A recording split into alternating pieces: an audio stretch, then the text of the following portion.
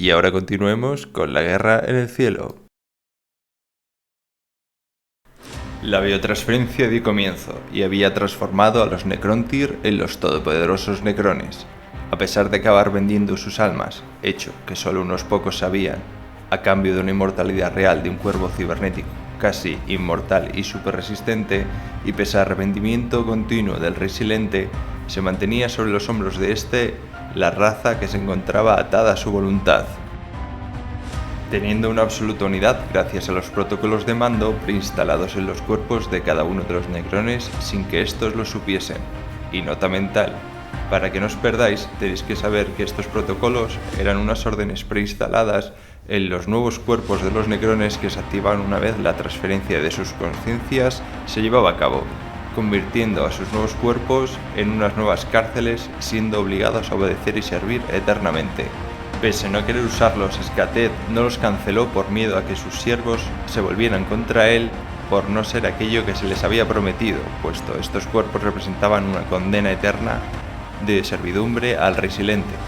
Cabe mencionar que aunque los cuerpos eran increíblemente mejores que sus viejos y pochos cascarones de carne, no todos eran iguales, pues los seres más importantes de la raza Necrontyr consiguieron fabulosos cuerpos dotándoles de capacidades casi milagrosas, con fuerzas desmesuradas e intelectos superavanzados, que se mejoraban con el tiempo, mientras que cuanto más descendía en la escala social, los cuerpos eran más básicos y rudimentarios, cutres vamos, llegando incluso a carecer de inteligencia, teniendo movimientos cochambrosos o incluso careciendo de una conciencia real, siendo meras marionetas de sus superiores.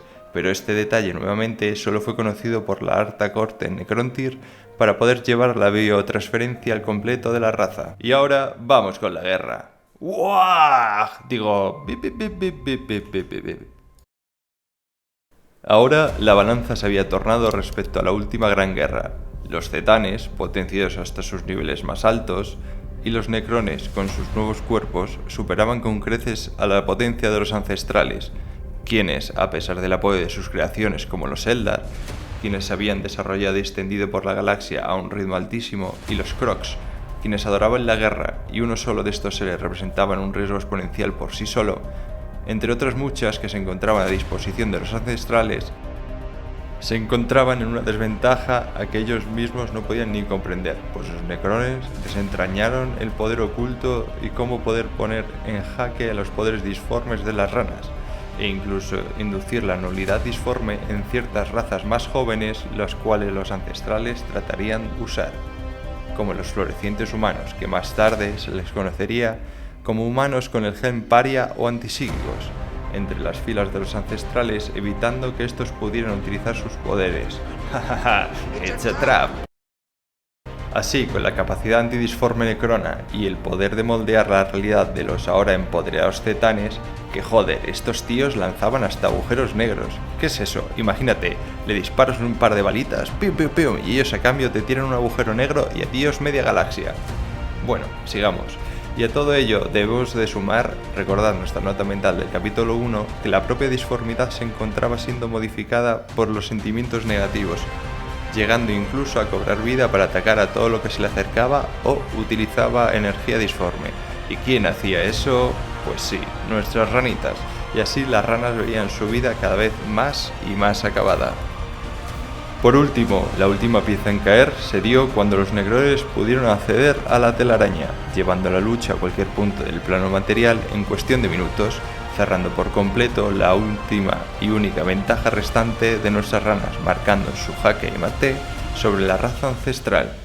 Cuando la victoria era casi inminente, Skated, que no se había olvidado del engaño por parte de los Cetanes, hizo que durante los últimos asaltos ellos tuvieron que utilizar gran parte de su poder psiónico y de la realidad para poder acabar con las ranitas, rip sapitos.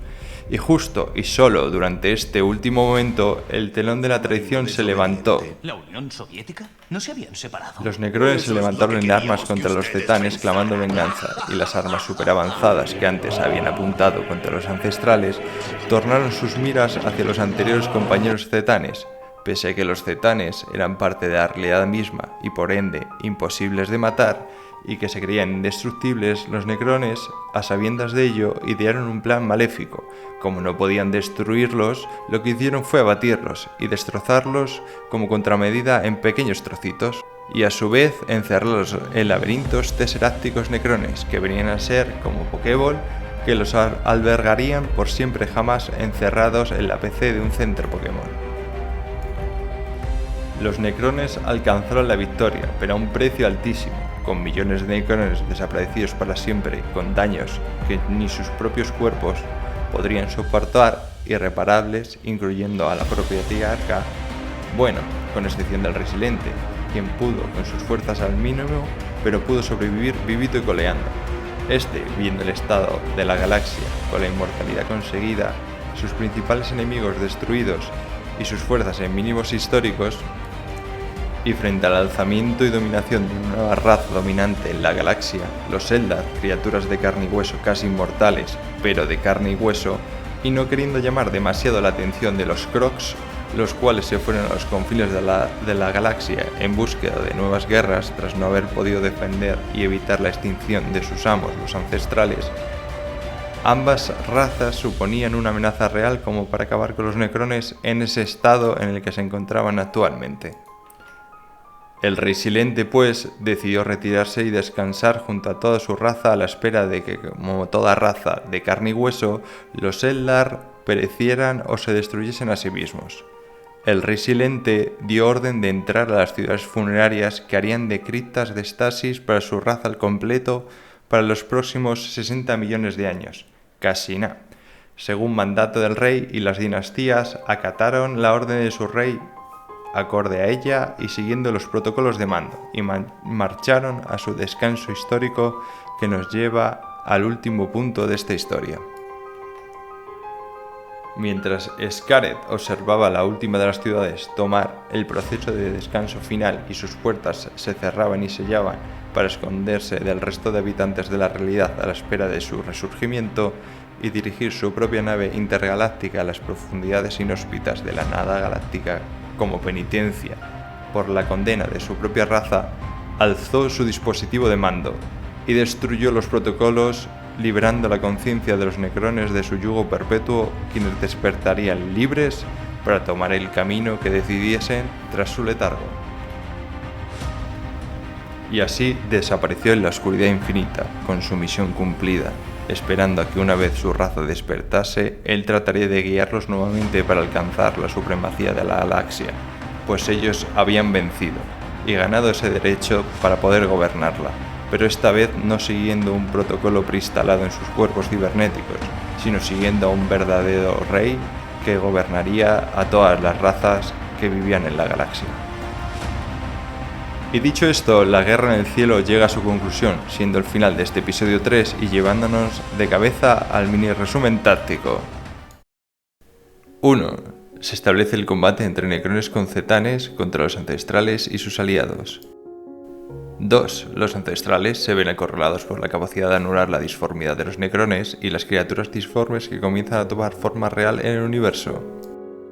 3. La victoria es del bando Cetán, pero estos son traicionados a última instancia por los Necrones, quienes lo dividen en pequeños trocitos encerrándolos eternamente. 4. Los Necrones ganan, pero se retiran a recuperar fuerzas frente al alzamiento Eldar esperando a que estos caigan. Y 5. El Rey Silente se exilia y destruye los protocolos de mando, liberando a su gente para desaparecer en la oscuridad infinita. Y con esto llegamos al fin de la guerra en el cielo y el comienzo de la época de los Eldar, que nos deparará, pronto lo sabremos. Espero que os haya gustado el episodio y hasta la próxima.